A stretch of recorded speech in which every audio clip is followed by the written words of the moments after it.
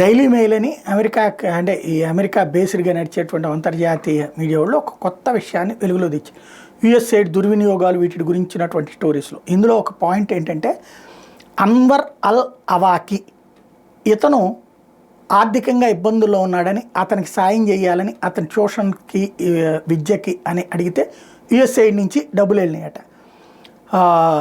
ఈ డబ్బులతో అతను నేర్చుకుని ఫైనల్గా అంటే అమెరికా డబ్బులతో చదివి పెద్దోడయ్యి చివరికి అమెరికాలో ఏదైతే 9/11 హైజాక్ వ్యవహారంలో కావచ్చు, అట్లాగే అమెరికాలో క్రిస్మస్ డే బాంబింగ్లో కావచ్చు, వీటన్నిటిలో కీలక పాత్ర పోషించినటువంటి వాడు వీడేనట. వీడు ఈ డబ్బులతో చదువుకుని ఏకంగా అల్ఖైదాకి సంబంధించిన రిక్రూటర్గా మారి యుఎస్ డ్రోన్ స్ట్రైక్లో చచ్చిపోయాడట.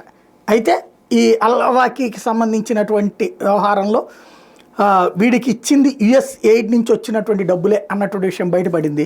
వీడు అల్ఖైదా నాయకుడిగా ఎదిగాడు ఆ చదువులతోనే అన్నటువంటి విషయం బయటపడింది. ఇట్లాగ దుర్వినియోగం అవుతున్నాయి అన్నటువంటి చర్చ ఇప్పుడు కొత్తగా నడుస్తుంది.